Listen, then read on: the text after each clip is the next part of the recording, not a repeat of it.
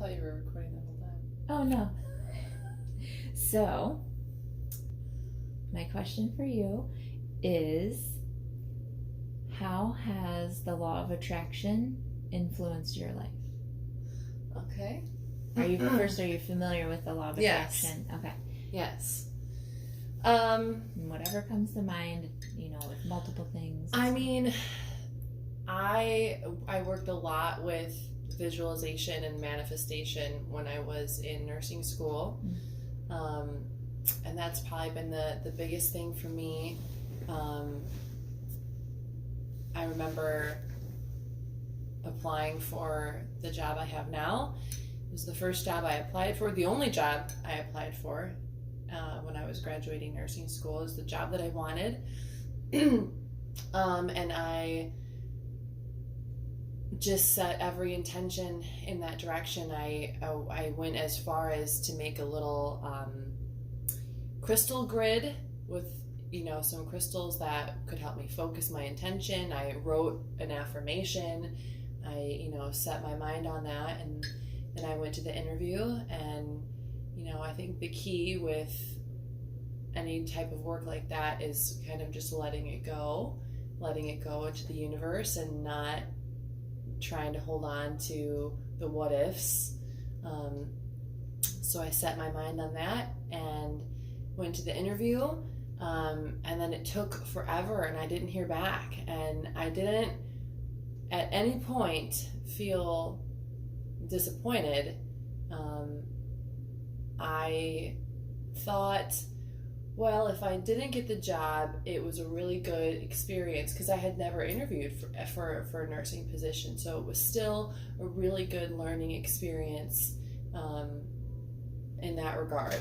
And it was like I just completely let go of any kind of expectation, and then they called me to hire me. Yeah.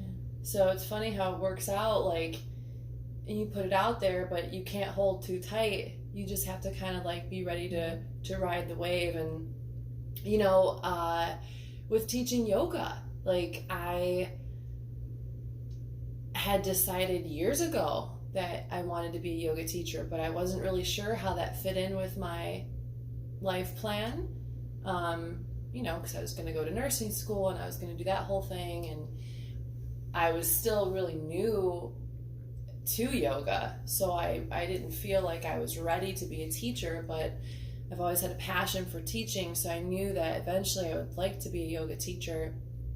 And then I started going to a studio, and my teacher there kept pushing me to do teacher training, and I told her no twice, and then the third time she asked, I said, well, I guess I'll do that. I guess I'll do this. Sure, why not? And then it's kind of stupid, but on Facebook, like, the first thing I opened my Facebook, and the first thing was this like picture, and it said, when the student is ready, the teacher appears. And it was just so weird because it was right after the conversation that we'd had. Yeah.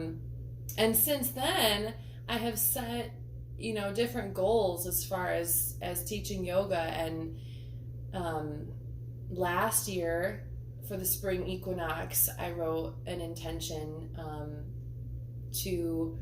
I wanted to teach at, I think I said like 3 studios or whatever, and I had like some specific goals as far as how frequently I was teaching, and all of that has come to pass. And the more I kind of express gratitude for this path, the more that it's coming into my life. And I feel like I have always achieved, I mean, I don't know if this sounds like cocky to say, but I've always achieved any goal that I really had for myself, no matter how outlandish, I've accomplished. And some of it has seemed impossible. Like 5 years ago, if you were to tell me that I would be a yoga teacher and a nurse, like, I'd be like, wait, what? That doesn't sound like me at all. But yeah, you just follow the path. And I think, what you put out there is what you get back. That's part of law of attraction as well. And, you know, if I were to show up to my yoga classes feeling resentful or grumpy or, you know, not putting my heart into it, and then turn around and say, oh, I want to be a yoga teacher, I want all these gigs, you know, it doesn't compute. And even though I'm tired sometimes, I've never had a class where at the end I didn't feel so grateful to be there, you know. And I think if you keep putting that out there, you know, it just keep coming your way. You just have to keep your eye out for the path, you know. Well, you touched on a few things I want to bring up, because I think in your first experience you mentioned that you just letting it go, and so that is part of the 3-step process. So you ask, and then you let source go to work, and then you receive. And the letting go part is really like a feeling. It's like this, you know, you can say, oh, I let this go, or want to let something go, but until you feel it, you really have to feel it. Yeah.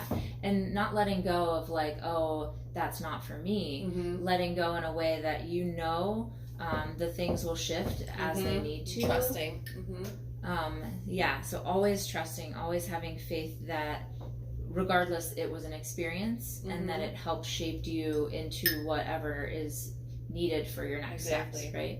And then something else that you said, I think I forget the second one, but the last part when you were talking about gratitude, and I've noticed, at least for myself recently, fuels everything. It's a catalyst for manifesting. So that idea that we are able to say, I truly want something, and then knowing that even though we don't have it, we're grateful for the experiences that lead us there, but also for what we have right now.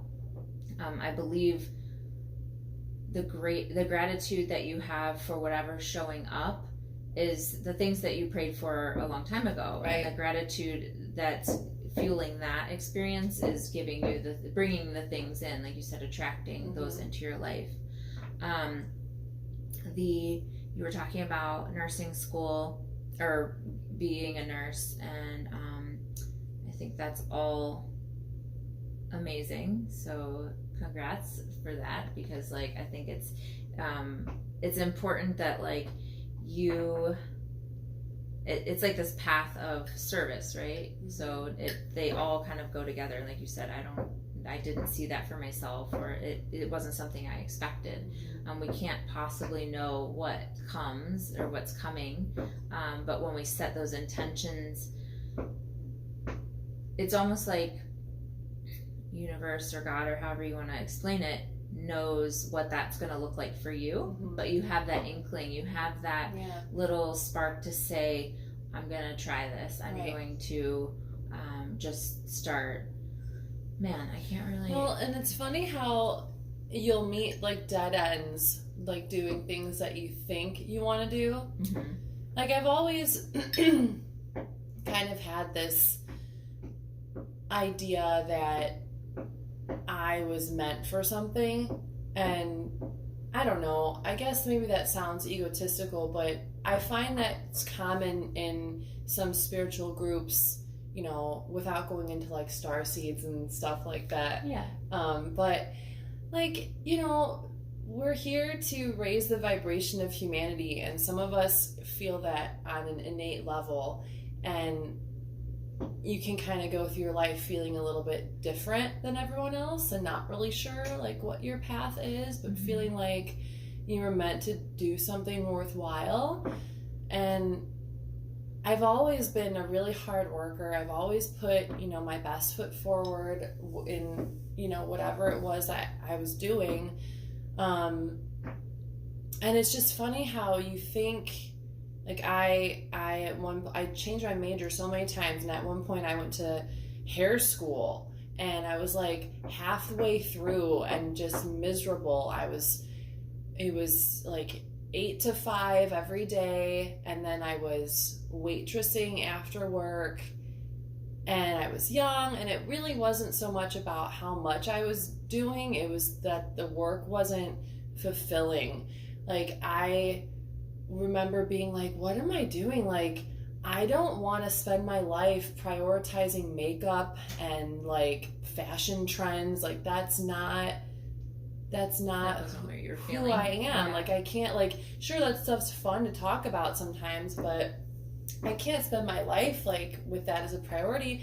And then I fell into, restaurant management, and I was pulling my hair out over cheese portioning, and little kids who couldn't be bothered to come to work, so then I had to pick up the slack, and people yelling at me about sour cream, and just I would go to bed and be like, this is not, and I cared so much. I mean, our team did so well, like, we really had it all, we had it going on. Like, I had great people working for me, we had a really well run place, but I was like, this is not, there's got to be more to life than this. Yeah. Like, I care too much, and I'm willing to do too much.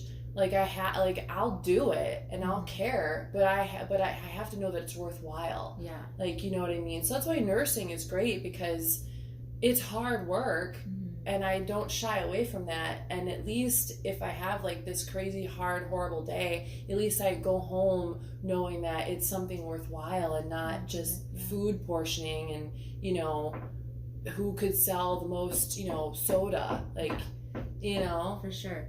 Well, I did remember a couple things based on what you said. So, and I'm going to say them out loud first before I forget. So, synchronicities, fulfillment, and synchronicities and fulfillment. So, and observation. So within that, like, you observed not being comfortable, right? The observation of I know something's not right. I feel off. I feel like I'm pulling my hair out. Like, noticing those things helps give you the awareness that something needs to change. And I think a lot of people take on those symptoms as either a label of whether it's depression, anxiety, stress. Like, it can be those things, but I think it's important to recognize that that's something that's happening, that's urging you to shift. It's urging you to. Well, and some people think that that's a part of life. Right. Some people think they're supposed to feel that way at work. Yeah. Oh, I'm supposed to hate my job. Oh, I'm supposed to, feel all like this all the time, and just go home and, drink or argue with my spouse. And and that's, I don't want to derail from what you're saying. Right, but no, it plays into the fulfillment part. So, regardless if someone at some point in their lives feel fulfilled by the makeup thing that you were talking about, or the sour cream, and if that's where they're at in their life, like, that's okay. That's okay. But also, people grow, people change, right? And then recognizing that, I mean, I'm also a nurse, so I understand that feeling of fulfillment. I also notice in my own practice, my own experience, that stress and balancing, I mean, I don't like the term work-life balance, but that idea that we know how to manage our stress, we know, and I didn't, and I think that my experience helped me do what I'm doing now, and in helping others notice that first, notice it while it's happening, so they can make a decision whether they want to shift or not, change a habit or change their thinking pattern. So fulfillment is huge. And some people don't know what that's going to look like, and then it's scary for them. It's so scary, but it's also noticing the synchronicities. Like you said, I just fell into managing a restaurant. I just fell into nursing. Like, I literally had no idea that was going to be on my path, but when I knew that was what I was supposed to do, it was like a light bulb went off. I just, all of a sudden, how did I not know? Right. But you have to take those experiences that are scary and uncomfortable and really you don't have to understand, because I feel like the universe just lays it out for you, and if you're willing to take action, I mean, I had to shift my whole life. Like, I thought I was going to college for who knows what, because I wasn't decided yet, and then just a friend happened to say, hey, I'm going to go back to home to do nursing. And I was like, you know what, me too. I didn't know what that meant at the time. Right. And even since then, my nursing perspective has shifted. So now I'm not corporate, but I feel like even working as a nurse in the capacity that I do is something that is fulfilling to me. Yeah. You know, it's something that making a difference. I mean, And I want to encourage like everyone to, you know, not everyone has to be a nurse, but they have to find that peace of mind and that connection. And that might not be apparent right away, but like you said in the beginning, with intention setting or utilizing crystal grids or utilizing, you know, maybe it's reading books that are inspiring to you. Maybe it's finding groups of spiritual people or just communities that you feel connected with. And then those connections create that path for you to just walk along. But having the faith that it's going to turn out, because especially in the times where you're like, oh my God, I don't know what to do. This is really hard. I'm scared. And like that can really be overwhelming. Yeah. I think a lot of times people then think, oh, this isn't for me then, or oh, I, you know, whatever it is that turns people away. And even I personally believe that even in those times where you might get derailed or you might get you know, you might turn the wrong way and GPS has to reroute you, you know, you're just like, okay, well, that was part of my story. Right, it's part of the experience. Yeah. I think it's you have to be like willing to, I don't know, it's like a combination of being willing to take a risk and then also being a little bit aware of you know, these like breadcrumbs the universe kind of leaves for you. If you're not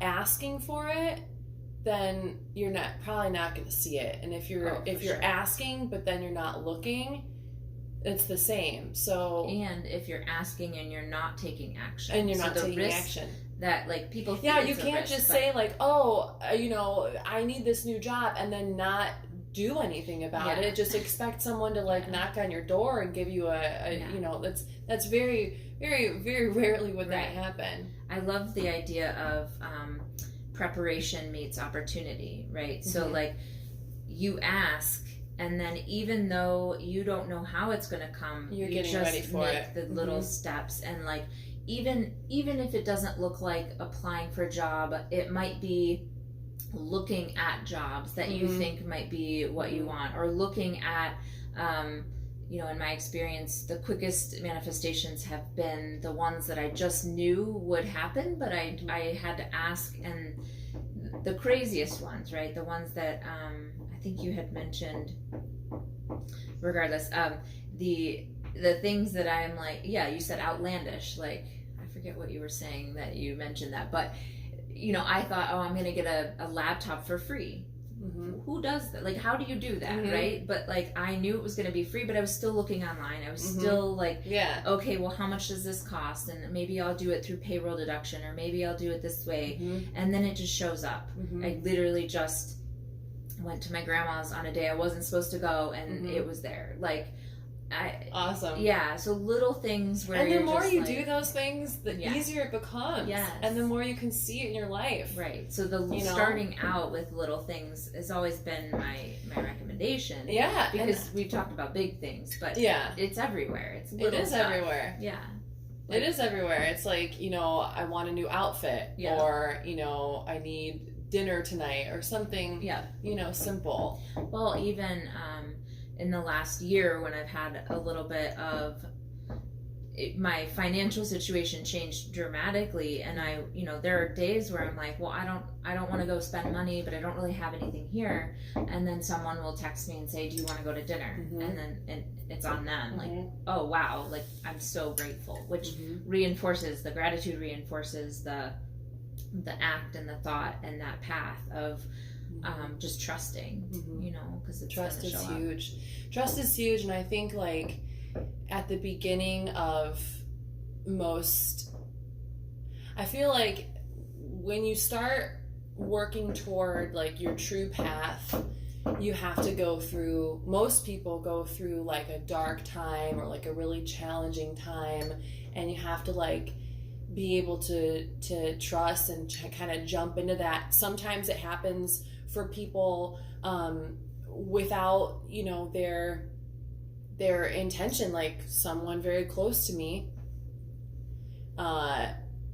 you know, he struggled with alcoholism, and it got so bad that he was suspended, thankfully not fired, from his job, and you know, suffered this horrible season out of work where, you know, it really forced him to put things into perspective, and he was able to go and get the help that he needed. And you know, you have to kind of reach those low points and kind of trust that things are going to get better. When I decided to go to nursing school, and it had been in the back of my mind for years, I was taking prerequisites all through, you know, my restaurant days, and then things got so bad at work, and it's that collision that people talk about, where there's so much chaos that, you know, like, this is not for you. There's nothing left that could ever make living this way worth it. And I think that's kind of like a soul thing. It's like the universe, like everything's kind of like coming to a head, like this isn't your path, like you need to change things. And so I just, sorry, I don't want to ramble, but I just want to make a point. So I applied for nursing school. I got accepted. This was in spring of one semester, and I knew, and then there was a wait list, so it was going to be a year. So I knew the following spring I would be in nursing school, and I knew that required leaving my full-time job. I didn't know how we were going to make it work financially, but I didn't care. I'm like, this is what is happening, and a year from now things are going to look a lot different. But what turned out happening was, in August of that fall, I had it, and I said, I'm leaving, and I left on my shift. I called my boss. I said, I'm done. I'm quitting. I didn't care. And, you know, my financial situation changed dramatically as well. And I didn't have a car anymore, because I had a company car. So I was stuck at home while my husband was out with his car at work. And, you know, I had that was it. So it was a really dark time. I was incredibly lonely. But looking back, it wasn't even, I could look back a year from that point, and I knew that it was such a good experience, because it forced me to spend time with myself for the first time, be okay with being alone. It forced me to make new friends. It forced me to realize what was really important in life. Like, oh, I can survive without, you know, having all this excess money to just spend on whatever. Like, what am I really spending money on? Like, what do I need money for? You know, got me into my yoga practice. Sorry, I'm rambling now. No, it's perfect, because I think the biggest part, I think, when people hear of law of attraction, they think, you know, oh, it's just like, you know, like attracts like. And it's not just as easy as you ask and you receive. Right. It can be, but I think in those dark moments, in those times of confusion, you have to have faith, you and understand that those situations are benefiting you, and trust that. But like you said, when you get to that point of like, this is not right for me, I'm uncomfortable, that is your soul, like your higher self speaking to you, saying like, no, and you're just setting things into motion. I had been talking with a friend before about those dark times being like that. You know, it might not be, depending on how you view the universe, source, God, but it's like that is when you meet your higher self, is when you recognize like, this is like crazy, I don't know how I'm gonna get through this, and you find that strength in that low point. It doesn't always have to look like that, but your perception of it and your ability to sit with and be with that darkness, and grow from that, and be okay with knowing the universe will support you, if you just stick with it, if you just say, like, I'm going to be okay, because everything is impermanent, and that's right. The true source of strength is your courage and your faith, I think, of yourself and what you're capable of, which is whatever you set your mind to, and whatever you feel called to do, you are on that unique path, and that's, I think that's the long and short of it. I have a really good question for you. Yeah. Should we pause? Sure. Is there a pause option?